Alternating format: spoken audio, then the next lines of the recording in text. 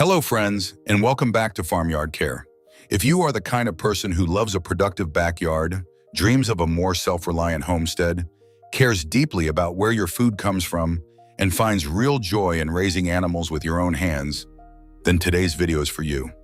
Have you ever looked across your yard or pasture and pictured a flock of beautiful turkeys moving through the grass, strong, alert, and glowing in the morning sun? Have you ever imagined setting a home-raised turkey at the center of your family table and knowing every step of that journey started with your care? A lot of you have been asking the same practical questions. Are turkeys harder to raise than chickens?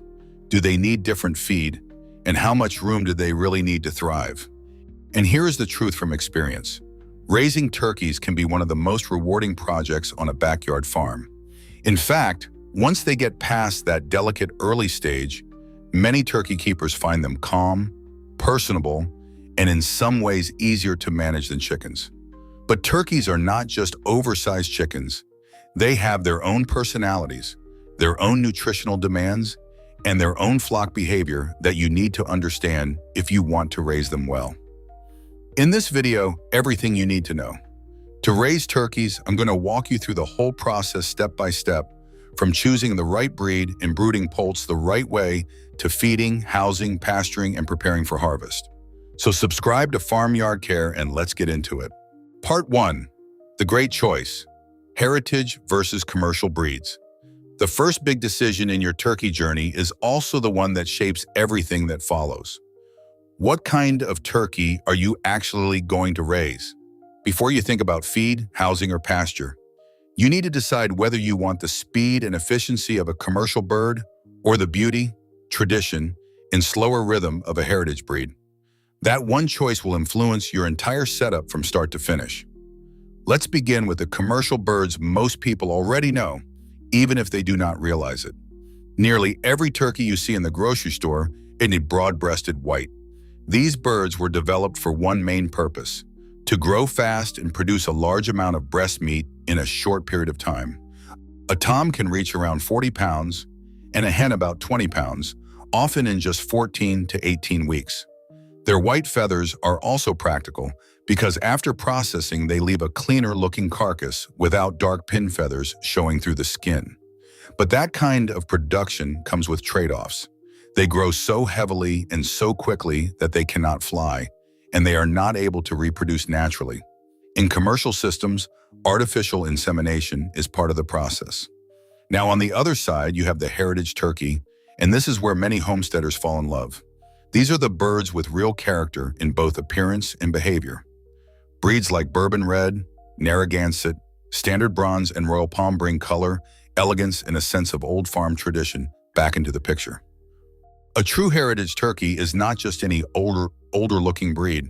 To meet that standard, the birds must be able to mate naturally, live a long and productive life outdoors, and grow at a slower, more natural rate. That slower growth is important to understand. Heritage turkeys usually need about 26 to 28 weeks to reach market weight, and they tend to produce a more balanced mix of white and dark meat. But if you talk to experienced growers, many will tell you the flavor of a pasture-raised heritage turkey is in a class of its own. And beyond the table, there is something deeper here too. When you raise heritage birds, you are not only producing food for your family, you are helping preserve living agricultural history and protecting bloodlines that go back centuries. So this is the question you need to answer honestly before you move forward. Do you want a bird built for fast meat production? Or do you want one that carries tradition, natural vigor, and a richer farm-to-table experience? Part 2. The brooder stage. A fragile beginning. Once you have chosen your breed, the next step is bringing those young poults home, and this is where turkey raising demands your full attention. The first few weeks are the most delicate stage of the entire process. Unlike mature birds, day-old poults cannot control their own body temperature, which means for a while their survival depends almost completely on how well you prepare for them. Your brooder needs to be warm, dried clean, and protected from drafts before the poults ever arrive. I always tell people not to wait until the last minute with this part. Have your heat source ready in advance, ideally a red infrared heat lamp, because it helps reduce pecking and lets the poults rest more calmly. Set that lamp about 18 to 24 inches above the floor, and during the first week, make sure the temperature at floor level stays right around 95 to 100 degrees Fahrenheit. After that, lower the heat gradually by about 5 degrees each week until the poults are fully feathered, usually somewhere around 6 to 8 weeks of age. And here is something every good turkey keeper learns quickly. Watch the birds. They will tell you whether the brooder is comfortable long before a problem gets worse. If they are packed tightly under the lamp and chirping loudly, they are too cold. If they are staying far from the heat and panting, they are too hot. But if they are spread out, moving around naturally, pecking, exploring, and making soft, contented sounds, then you have the temperature right where it needs to be. There is one more detail that can save a lot of heartbreak in those early days. Use a brooder guard, especially during the first week or two. A simple circular barrier made from cardboard works well. Poults startle easily, and if they rush into corners, they can pile up on each other and suffocate. Round edges help prevent that. For bedding, stick with clean, absorbent pine shavings.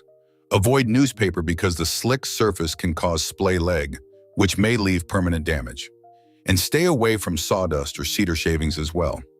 Sawdust can be eaten by mistake, and cedar fumes can irritate the respiratory system.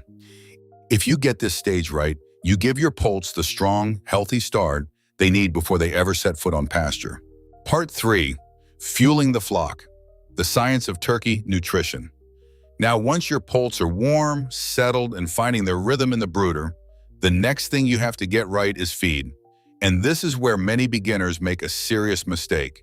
If you are thinking you can raise turkey poults on the same starter feed you use for baby chicks, stop there because turkeys simply do not develop the same way.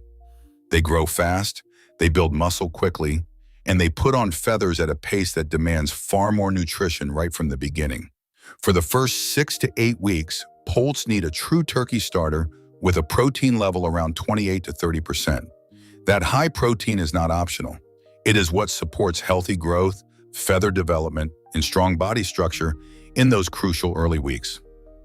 Standard chick starter usually sits closer to 20% protein, and for young turkeys, that is just not enough. Feeding too little protein can slow their development and create health problems that are hard to reverse later.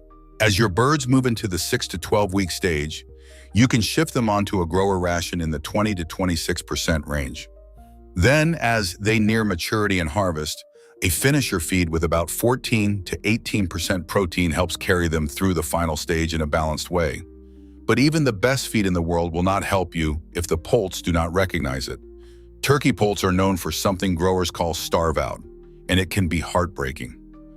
Sometimes newly hatched birds simply do not understand where the food and water are, and they can dehydrate very quickly in the first 72 hours. That is why you have to teach them. When you first place them into the brooder, dip the beak of each bird gently into the water so they learn where to drink. To encourage pecking, many keepers place bright marbles or small, shiny pieces of foil into the feed and water dishes. That flash of light catches their attention and helps trigger their natural curiosity. As the poults grow, keep adjusting the height of both feeders and waterers so the lip stays about level with the bird's back. That one small habit helps prevent wasted feed and keeps droppings out of the water. And do not overlook grit. Turkeys do not have teeth, so they depend on grit in the gizzard to break down food properly. If you want your birds to digest well and grow the way they should, always keep insoluble grit available free choice. Part 4. Housing and shelter, transitioning to the great outdoors. Once your turkeys are around 6 to 8 weeks old and fully feathered, they are ready for the next major step, and that is moving beyond the brooder into the outdoor world. This is the stage where many people start to see just how different turkeys really are from chickens. A mature turkey is a large, powerful bird, so naturally the question becomes, what kind of shelter does a bird that size actually need? What surprises many first-time keepers is that turkeys are often less demanding about enclosed housing than chickens. Chickens usually want to tuck themselves into a dark coop at night, but turkeys prefer space, fresh air, and elevation. Given the chance, they will often choose to roost outside as high as they can, even in less than perfect weather. Still, that does not mean shelter is optional. You absolutely need a safe place to protect them from harsh weather, stress, and predators after dark. If you are keeping them in a fixed structure, plan on at least 5.5 to 6 square feet of floor space for each mature bird. That gives them enough room to move comfortably without crowding. But if you are raising them on pasture, which is often the better route for bird health and behavior, mobile shelters can work beautifully. Simple hoop-style turkey tractors are a great option and can be made with bent cattle panels covered with a sturdy tarp to provide shade and cover. One feature you never want to leave out is a proper roost. Turkeys have a strong instinct to sleep off the ground, and when you give them a solid perch, they settle more naturally and feel more secure. Use sturdy branches about 2 inches thick or 2 by 4 lumber, and place those roosts roughly 15 to 30 inches above the floor. Try to allow around 10 to 15 inches of roost space per bird. It may seem like a simple detail, but good roosting space goes a long way toward keeping your flock calm, comfortable, and content as they grow. Part 5. Pasture Management and Fencing, the Art of Grazing. And once your birds have strong bodies, good shelter, and the confidence to move around outside, this is where turkey raising becomes something truly special. Pasture is where you begin to see the real nature of these birds come to life. A flock of turkeys on grass is not just beautiful to watch, it is one of the most practical systems you can create on a small farm or homestead. These birds are active, sharp-eyed, and impressive foragers. They do not just nibble grass and clover. They go after beetles, grasshoppers, leafhoppers, seeds, and even acorns with surprising determination. That natural foraging does more than entertain you. It helps reduce feed costs, adds variety to their diet, and contributes to meat that is often more moist, more flavorful, and more satisfying on the table. At the same time as the flock moves across the land, they leave behind nitrogen-rich manure that helps feed the soil. In a well-managed system, the birds in the pasture begin to support each other in a very productive way. But there is an important balance here. If you leave turkeys in one area too long, they can strip a paddock down fast and overload it with manure. What starts as rich pasture can become bare ground in a short time, and that concentration of waste can be too harsh for the grass. That is why rotational grazing matters. Portable electric poultry netting, ideally around 48 inches tall, makes it much easier to shift the flock onto fresh ground every few days. With that approach, you protect the pasture, spread fertility more evenly, and keep the birds working with the land instead of wearing it out. Now, if you are raising heritage birds, there is one more thing you need to remember, and it matters more than many people expect. They can fly, and some of them fly very well. If you do not want your birds clearing the fence, wandering into the neighbor's property, or roosting halfway up a tall tree, you may need to clip their flight feathers. Trimming the primary feathers on just one wing is usually enough to throw off their balance without hurting them, and it helps keep those beautiful birds safely where they belong, right there on your pasture. Part 6. Health and Biosecurity, the Invisible Threats. Well, see, now as rewarding as turkey raising can be, this is also the point where experience teaches you to stay humble. Healthy birds do not happen by accident, and one of the most important habits you can develop as a turkey keeper is strong biosecurity. In fact, there is one rule I want you to remember above almost everything else in this section. Never raise turkeys and chickens on the same ground. The reason is a disease called blackhead, also known as histaminiasis, and it is one of the most serious threats turkeys face. Chickens can carry the cecal worm that spreads this parasite and show no clear signs at all, which is what makes it so dangerous. A turkey, on the other hand, can pick it up from contaminated soil, droppings, or even earthworms from ground chickens have used. And once that happens, the outcome can be devastating. The disease attacks the liver and digestive tract, and common signs include lethargy, weight loss, and those unmistakable mustard yellow droppings. Because there is no easy cure once it takes hold, prevention is your best and only reliable defense. Keep turkeys well separated from chickens, and never move them onto pasture that chickens have recently occupied. And of course, disease is not the only threat you have to think about. Predators are always part of the equation. A full-grown tom may look impressive enough to discourage a stray cat or a small hawk, But young poults and roosting hens are still vulnerable to raccoons, foxes, coyotes, and great horned owls. That is why secure nighttime housing matters so much. Strong shelter, good fencing, and careful routines can save you a lot of loss and frustration. And during the day, especially on pasture, many homesteaders add another layer of protection with a livestock guardian dog, such as a Great Pyrenees. When properly bonded to the flock, that kind of dog can become a constant, reliable presence that helps keep ground predators at a distance. Part 7. Social Dynamics. The turkey soap opera. Once your birds are healthy and secure, that is when you really begin to notice something special about them. Turkeys are not dull, passive animals standing around waiting for feed. They are intelligent, alert, deeply social birds with a flock culture all their own. If you spend enough time watching them, you will see that there is structure, personality, rivalry, and routine playing out every single day. They establish a pecking order early, and that social hierarchy is reinforced through posture, movement, and a whole range of vocal sounds. The toms are usually the stars of the show. When a male wants to impress, dominate, or attract attention, he does not do it quietly. He puffs himself up, spreads that tail into a full fan, drops his wings, and begins that unmistakable strut across the yard like he owns every inch of it.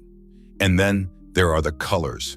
The snood, the wattle, and the caruncles on the head and neck can shift dramatically, moving from pale tones to vivid red and blue, depending on mood, excitement, and social tension. It is one of the most fascinating displays in the poultry world. But beauty does not mean peace. During breeding season, things can turn intense very quickly.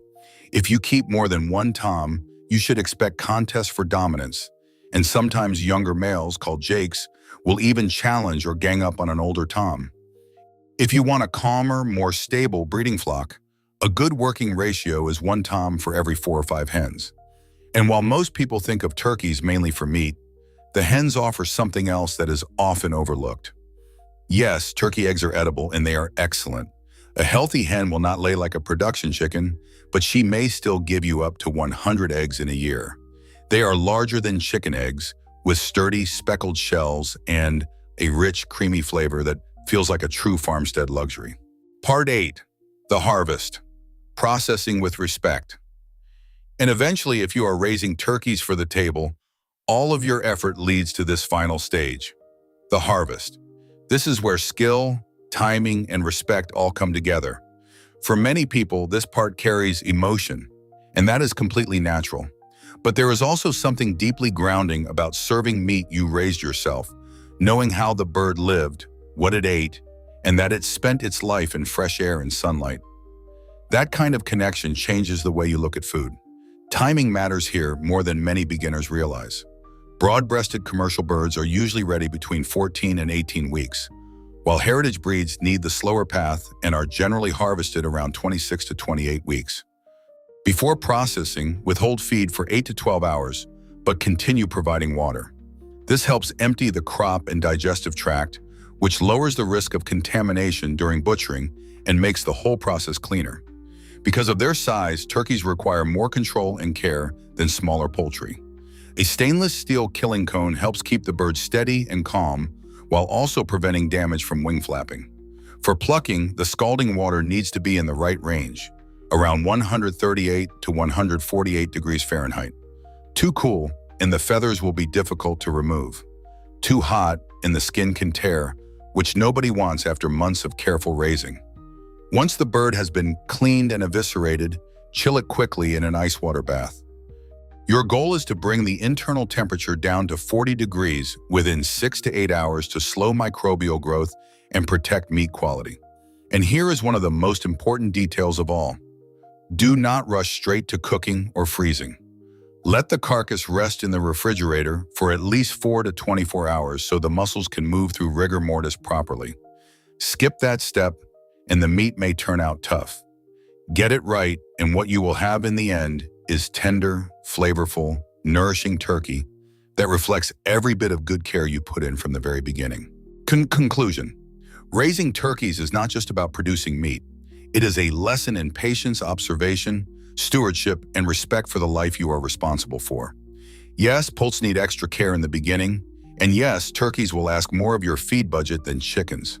But when you look out across your land and see a strong, healthy flock moving through the grass, and later sit down to a meal that you guided from day one, the value of that experience becomes very real. You are doing more than raising a bird. You are learning to work with nature, to pay attention to detail, and to build a homestead life with purpose and abundance. So if you have been thinking about adding turkeys to your farmyard, maybe this is the season to begin. And if this masterclass helped you, be sure to like the video, share it with another homesteader, and subscribe to Farmyard Care for more practical, honest guidance from the world of farming and backyard self-reliance. Until next time, keep learning, keep growing, and take care of your farmyard.